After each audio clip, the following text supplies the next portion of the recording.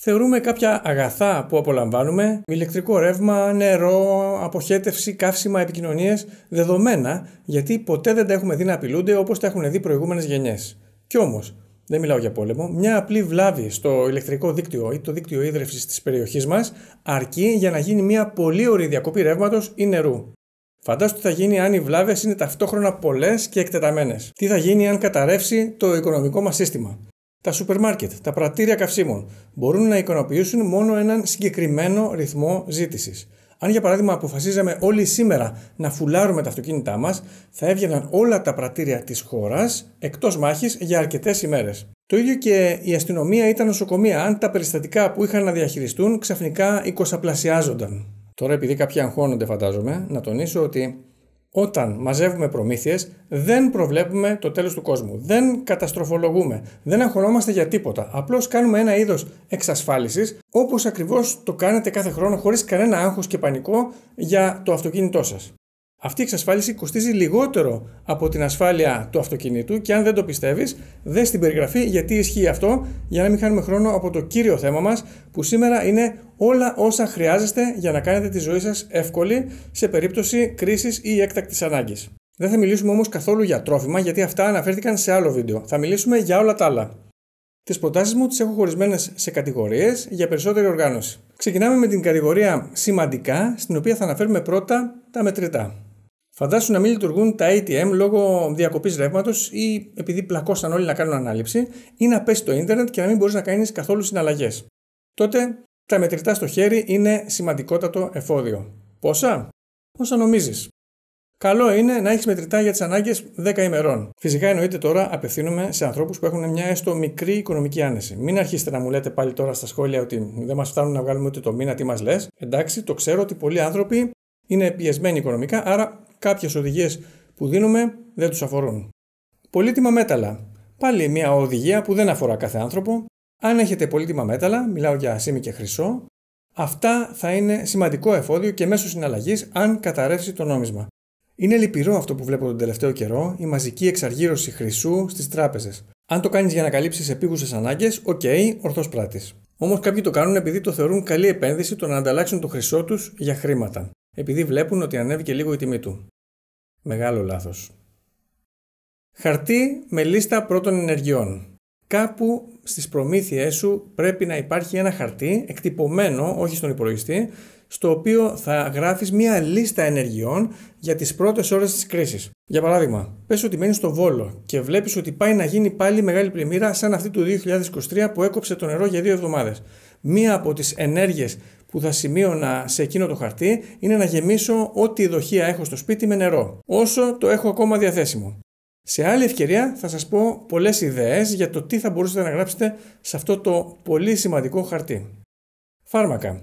Φτιάξτε ένα μικρό φορητό φαρμακείο με γάζες, επιδέσμους, πεταντίνη, νόπνευμα, μάσκες, γάντια κλπ.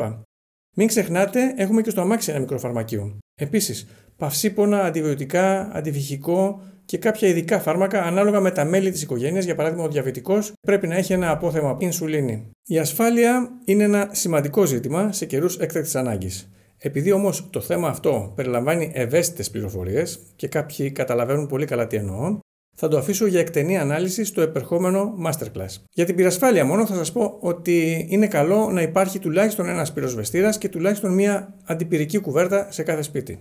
Καύσιμα. Είναι πολύ καλή ιδέα να έχεις αποθηκευμένα 20 ή 40 λίτρα καυσίμου για το αυτοκίνητό σου σε ειδικά μπιτόνια καυσίμων, αλλά μόνο αν ξέρεις πώς να το συντηρήσεις. Γιατί τα καύσιμα χαλάνε μετά από λίγους μήνες αν τα αποθηκεύσεις χωρίς ειδικό τρόπο. Επειδή τα καύσιμα είναι ένα έφλεκτο και επικίνδυνο ζήτημα, ο τρόπος συντήρησής τους θα παρουσιαστεί σε ένα πιο στενό κύκλο ανθρώπων στο Masterclass. Όμως, μια βασική οδηγία που όλοι μπορείτε να εφαρμόσετε από σήμερα είναι να μην αφήνετε ποτέ τον δείκτη του ρεζερβουάρ σας να πέσει κάτω από τη μέση. Έτσι δεν θα σε βρει ποτέ μια έκτακτη ανάγκη με άδειο ντεπόζιτο. Ούτε θα στείνεσαι σε ατέλειωτες ουρές απελπισμένων ανθρώπων για να γεμίσεις λίγο καύσιμο. Πάμε τώρα στην επόμενη κατηγορία που ακούει στο όνομα εγκατάλειψη οικίας.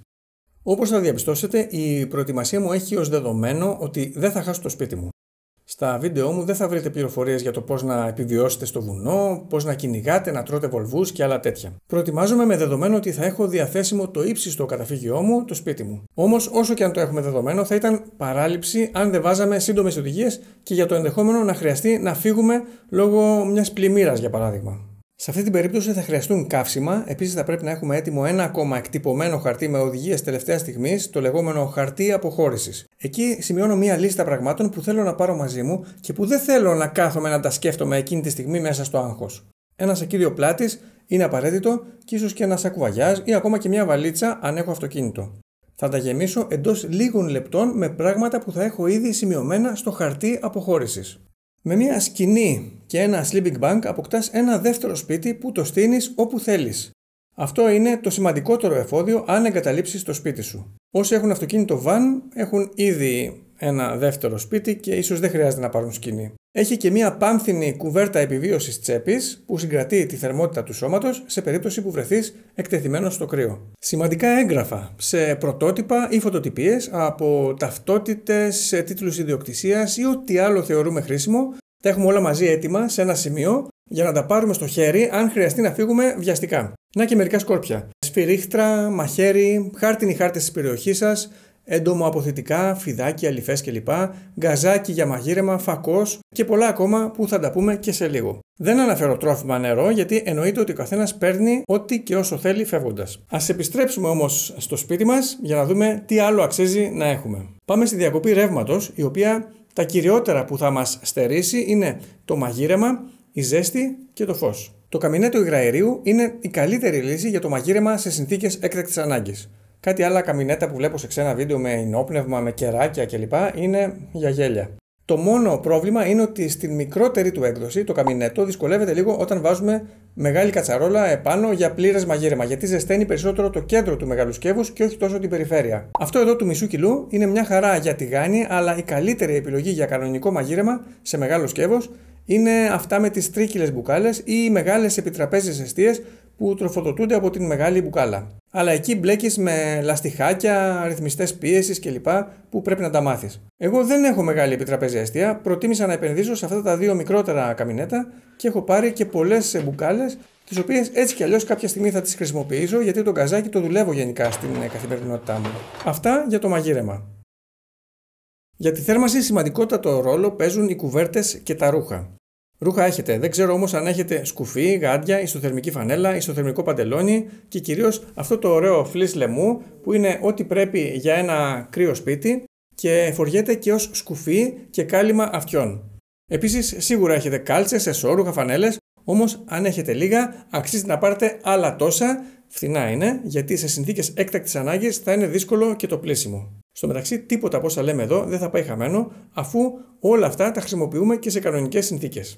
Πάμε τώρα και στο σύστημα θέρμανσης. Αν το δικό σας σύστημα θέρμανσης χρησιμοποιεί ξύλα, πετρέλαιο, πέλετ προς άναμα, είναι πολύ σοφή και προνοητική κίνηση να έχετε ένα έξτρα απόθεμα από αυτά. Μια σόμπα υγραερίου είναι ιδανική λύση για θέρμανση χωρίς ρεύμα, αρκεί που και που να αερίζουμε λίγο τον χώρο μας. Ένα κορπάκι που μου αρέσει πάρα πολύ είναι αυτή η μίνι σόμπα υγραερίου που χρησιμοποιεί μόνο αυτό εδώ το μεταλλικό εξάρτημα που βλέπετε. Ο τρόπος είναι πολύ απλός. Παίρνεις ένα μικρό γκαζάκι και θερμαίνεις αυτό το πράγμα. Θα μου πεις, και τι το θες αυτό, σκέτη φλόγα δεν είναι αρκετή? Αφού μιλάμε για την ίδια θερμότητα σε κάθε περίπτωση. Ναι, αλλά όμως η σκέτη φλόγα θερμαίνει τον αέρα, ο οποίος ως θερμότερος που είναι ταξιδεύει προς το ταβάνι. Βάζοντας αυτό, αντί να φύγει η θερμότητα προς τα πάνω, ζεματίζει το μέταλλο και αυτό ακτινοβολεί διαρκώς τη θερμότητα γύρω του. Και έτσι συμβάλλεις περισσότερο στη θέρμανση του χώρου. Γι' αυτό και η καλύτερη θέση του είναι χαμηλά στο πάτωμα. Σίγουρα δεν θα έχεις το αποτέλεσμα μιας κανονικής σόμπας υγραερίου, αλλά το έχω δοκιμάσει και εντυπωσιάστηκα γιατί είδα ότι σπάει το κρύο και σε συνδυασμό με λίγο ντύσιμο παραπάνω προσφέρει μια καλή λύση για τη θέρμανση ενός δωματίου. Μπορείς να το ανάβεις για ένα 10 λεπτό ή ένα 20 λεπτό ανά ώρα, ανάλογα με το πόσο κρύο κάνει και πόσο μεγάλος είναι ο χώρος. Για όποιον ταξιδεύει με βαν, φορτηγάκι, τροχόσπιτο, αυτό είναι το τέλειο φτηνιάρικο σύστημα θέρμανσης. Όταν μιλάμε για θέρμανση με υγραέριο, είναι απαραίτητα τα εξής μέτρα ασφάλειας. Πρώτον, η σόμπα, όπως και κάθε είδους σόμπα, όχι κοντά σε έφλεκτα υλικά, όπως για παράδειγμα χαρτιά, κουρτίνα, ρούχα. Δεύτερον, αερίζουμε τακτικά το χώρο. Επίσης, δεν κοιμόμαστε με σόμπα συνεχώς ανοιχτή σε μικρό δωμάτιο, γιατί υπάρχει κίνδυνος. Τέλος, Αν χρησιμοποιείς τέτοιους τρόπους θέρμανσης, είναι απαραίτητο να έχεις και έναν ανιχνευτή μονοξιδίου του άνθρακα στο δωμάτιο, όπως αυτόν εδώ που βλέπετε. Λειτουργεί με μπαταρίες που κρατάνε πολλούς μήνες και βγάζει δυνατή ειδοποίηση αν ανιχνεύσει μονοξίδιο του άνθρακα πάνω από το επίπεδο ασφαλείας. Είναι και τόσο φθηνός που είσαι αδικαιολόγητος αν δεν το έχεις. Πάμε τώρα και σε κάποια ακόμα είδη. Πάρτε αρκετά κουτιά με σπίρτα μεγάλου μεγέθους. Δεν μου αρέσει ο αναπτήρας γιατί προσπαθώ να μειώσω την κατανάλωση πλαστικού, ιδίως όταν γίνεται εύκολα. Τα σπίρτα θεωρώ ότι δεν χρειάζεται να είναι ακριβά τα θιέλης, γιατί δεν νομίζω ότι θα χρειαστεί να ανάψω φωτιά υποβροχή ή με ισχυρούς ανέμους. Αν εσύ το νομίζεις, πάρε σπίρτα θιέλης. Κεράκια ρεσό, λευκά άοσμα. Είναι ένας υπέροχος απαλός φωτισμός, ενώ συμβάλλουν ελαφρώς και στη θέρμανση του χώρου μας. Είναι φθηνά και αξίζει να έχετε 50 ή 100 από αυτά. Το καντήλι, πέρα από την πνευματική διάσταση που έχει για πολλούς Έλληνες, συμβάλλει και αυτό ελαφρώς στη θέρμανση και τον φωτισμό του χώρου μας. Με το καντήλι έχω ασχοληθεί πολύ γιατί μου αρέσει και μετά από πολλή έρευνα έχω βρει και τις τέλειες καντιλήθρες που δεν βυθίζονται και δεν αναποδογυρίζουν ποτέ. Όσοι χρησιμοποιούν καντήλι καταλαβαίνουν για ποιο πρόβλημα μιλάω. Τελειώνουμε το ζήτημα της θέρμανσης με έναν απροσδόκητο και πολύ αποτελεσματικό τρόπο να νικήσεις το κρύο, ειδικά το βράδυ που θέλεις να κοιμηθείς. Είναι η σκηνή και το sleeping bag που αναφέραμε και πιο πριν.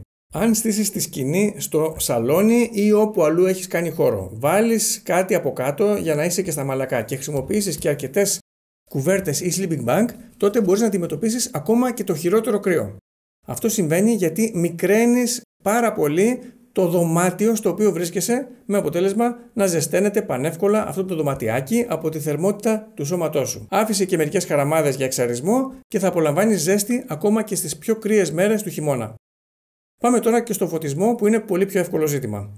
Ήδη είπαμε για τα κεράκια και το καντήλι. Πέραν αυτών υπάρχουν και τα ηλεκτρικά φώτα που τα χωρίζω σε 4 κατηγορίες. Πρώτη κατηγορία η φακή, όπως αυτός εδώ που είναι καταπληκτικός και λειτουργεί με επαναφορτιζόμενη μπαταρία 18650 που του δίνει τεράστια αυτονομία.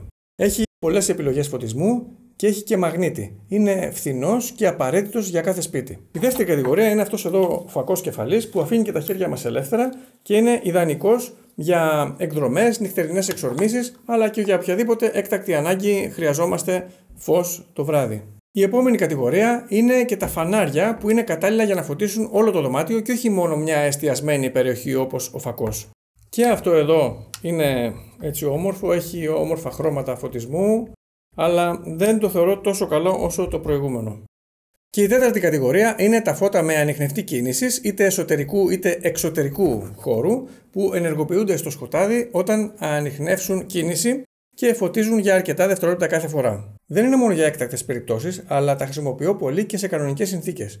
Για παράδειγμα, έχω ένα τέτοιο στην τουαλέτα, οπότε αν την επισκεφθώ το βράδυ, αντί να ανοίξω τα μεγάλα φώτα, έχω αυτό και ανάβει αυτόματα. Αν ανάβει καμιά δεκαριά φορές τη μέρα, μέσο όρο, τότε με μια φόρτιση βγάζεις μήνες. Μπορεί να λειτουργήσει και ως μέτρο ασφάλειας, αν το βάλουμε για παράδειγμα στο κατόφλι της πόρτας μας ή κάπου πέριξ του σπιτιού. Σε αυτά τα εξωτερικά φώτα η φόρτιση γίνεται με τον ήλιο. Μιας και μιλάμε για ενέργεια και διακοπή ρεύματος, να μην ξεχνάμε τις μπαταρίες, όπου πρέπει να έχουμε κάμποσες από κάθε είδος που χρησιμοποιούμε. Είδος μπαταρίας είναι και το power bank, το οποίο θα μπορέσει να μας φορτίσει τους φακούς μας, τα κινητά μας τηλέφωνα και γενικά κάθε συσκευή ελαφριάς κατανάλωσης.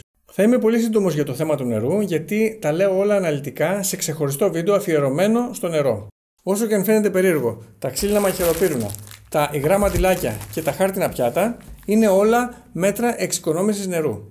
Με τα μωρομάντιλα κάνεις ένα στοιχειώδη καθαρισμό σώματος χωρίς να χαλάσεις ούτε σταγόνα νερό. Και αυτό είναι ανεκτήμητη αξία σε συνθήκες διακοπής νερού. Τα ξύλινα μαχαιροπύρουνα και τα χάρτινα πιάτα εξοικονομούν και χρόνο αλλά και νερό που θα ξοδεύαμε αν χρησιμοποιούσαμε τα κανονικά μας σκεύη. Ενώ παράλληλα είναι και τέλεια για εκδρομές στο βουνό, όπου και πάλι χρειάζεσαι εξοικονόμηση χρόνου και νερού. Άρα δεν θα πάνε ποτέ χαμένα. Ένα μαχαιροπύρουνο που μου αρέσει είναι και αυτό εδώ το μεταλλικό μαχαιροπύρουνο εκδρομής. Σημαντική προμήθεια για το νερό είναι και τα 10 λίτρα πλαστικά μπουκάλια που σας έχω ήδη προτείνει, τα οποία καλύτερα να τα αγοράζετε από ένα τοπικό κατάστημα γεωργικών ειδών ή άλλο. Μπορείτε επίσης να τους τα δείξετε και από το βίντεο για να καταλάβουν περί τίνος πρόκειται. Επίσης θα χρειαστείτε και ένα δοχείο με βρυσάκι που είναι πολύ πρακτικό για την καθημερινή χρήση του νερού που έχετε αποθηκεύσει. Αγοράζετε χαρτί υγείας σε ποσότητα όταν το δείτε σε προσφορά, γιατί είναι σημαντικό είδος. Έτσι κι αλλιώς δεν θα πάει χαμένο. Σαπούνι πράσινο, πάρτε σε ποσότητα γιατί έχει πολλές χρήσεις. Γυναικεία και ανδρική περιποίηση, όπως για παράδειγμα σερβιέτες, αφροξυρίσματος, ξηραφάκια, αποσμητικά και οτιδήποτε άλλο θεωρείται απαραίτητο.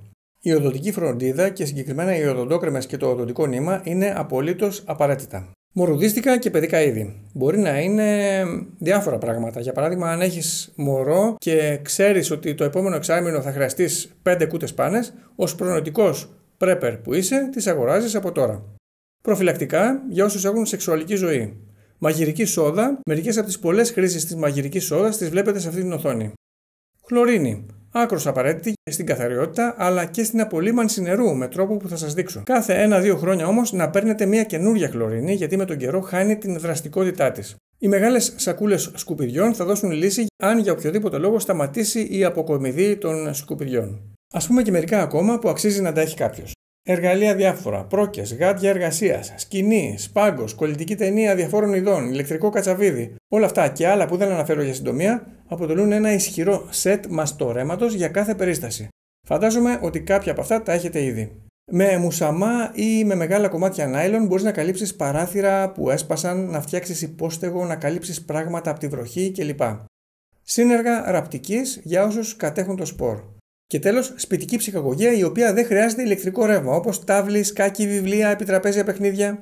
Σκέψου τι είναι αυτό που θα έκανε λιγότερο ανυπόφορο έναν εγκλισμό σου στο σπίτι, παρόμοιο με αυτόν που υποστήκαμε για τον κορονοϊό. Ίσως κάποιοι παρατηρήσετε ότι ως τώρα δεν ανέφερα την αγορά καταψύκτη, σταθμού ενέργειας και στεγνοτήρα κατάψυξης ή freeze dryer όπως το λένε οι ξένοι. Ο λόγος που δεν τα πρότεινα αυτά τα μηχανήματα είναι το υψηλό κόστος τους και κάποια ακόμη πράγματα που θα τα αναφέρω σε επόμενο βίντεο. Κάπου εδώ θα τελειώσω με αυτή τη λίστα. Περιμένω να τη συμπληρώσετε κι εσείς στα σχόλια με πράγματα που θεωρείτε σημαντικά. Εκτός των τροφίμων βέβαια που τα είπαμε σε άλλο βίντεο. Επιτρέψτε μου και μια διευκρίνηση για τους πιο σχολαστικούς. Πριν δώσω τη λίστα με αυτά που θα χρειαστείτε, θα έπρεπε να καθορίσουμε και ένα υποθετικό σενάριο κρίσης, γιατί άλλη προετοιμασία κάνεις για έναν πυρηνικό πόλεμο, άλλη για πλημμύρα, άλλη για παγκόσμιο οικονομικό κράχ και άλλη για προσωπικές καταστροφές όπως ξαφνική ανεργία για παράδειγμα. Θα αφήσω για την περιγραφή του βίντεο το κύριο δυσμενές σενάριο για το οποίο εγώ προετοιμάζομαι και προτείνω και εσείς να προετοιμαστείτε. Σας ευχαριστώ για τη θερμή υποδοχή σας σε όλα αυτά τα βίντεο, για τα like, τα σχόλια, είτε συμφωνούμε είτε διαφωνούμε, δεν πειράζει, όλα για κάποιο λόγο γίνονται και κυρίως για τις κοινοποιήσεις σας που βοηθούν όσο δεν φαντάζεστε στη διάδοση αυτής της γνώσης σε περισσότερους συνανθρώπους μας.